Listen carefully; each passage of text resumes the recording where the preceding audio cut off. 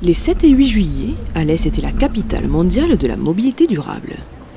Les 6e rencontres internationales des voitures écologiques, les RIV, organisées tous les 2 ans sur le pôle mécanique Alès-Cévennes en alternance avec le mondial de l'auto à Paris, ont réuni pas moins de 600 personnes entre conférences, ateliers, démonstrations et essais. 2 jours pour permettre à l'ensemble des acteurs publics et privés de se rencontrer et d'échanger sur toutes les questions qui se posent en matière de véhicules écologiques. Alès, effectivement, est le centre du monde aujourd'hui dans ce cadre-là, puisque tous les débats ont lieu chez nous. Les exemplaires uniques et exceptionnels de nouveaux véhicules sont là aussi, qu'ils soient à hydrogène, qu'ils soient au gaz ou qu'ils soient électriques.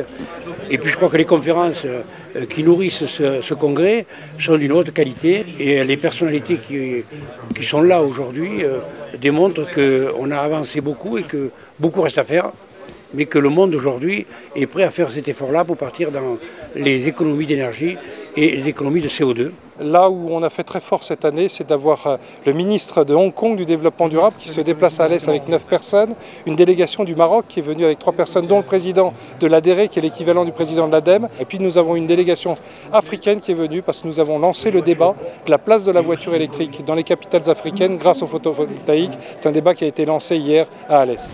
Monsieur le maire, entendez-vous ?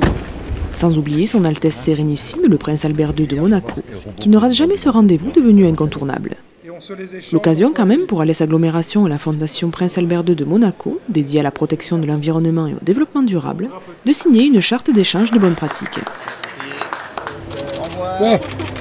Pendant quelques heures, le prince a essayé des véhicules, assisté à des conférences, fait le tour des stands et a inauguré la nouvelle piste vitesse du pôle mécanique, la seule réversible de France, un lieu plus que propice à l'organisation de cet événement.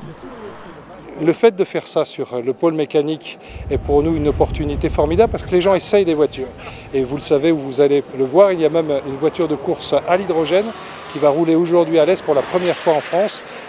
Donc les constructeurs viennent chercher à l'occasion des RIV l'opportunité de montrer ce qu'ils savent faire au monde entier. À l'heure du vote du projet de loi relatif à la transition énergétique pour la croissance verte et à l'approche de la COP21, tous les décideurs publics et privés déjà engagés dans la mobilité durable ou en passe de l'être étaient donc réunis à Alès. C'est la première fois que je viens ici. Je trouve ça assez excitant en fait, parce qu'il y a beaucoup d'innovation. Le positionnement vraiment de toute l'infrastructure que je vois ici avec un circuit, il fallait oser. Alès a osé.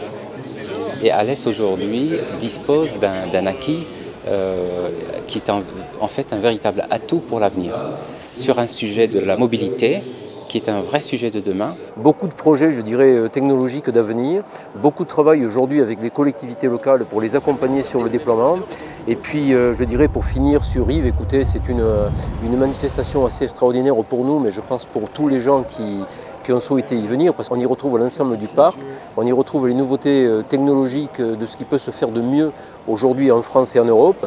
Donc c'est quand même un moment de bonheur et de partage autour de ce véhicule écologique. Ça nous permet de rencontrer des énergéticiens, ça nous permet de rencontrer des collectivités en effet, ou des entreprises, et puis d'échanger, et puis pendant 2 jours, c'est vraiment la fête de la mobilité.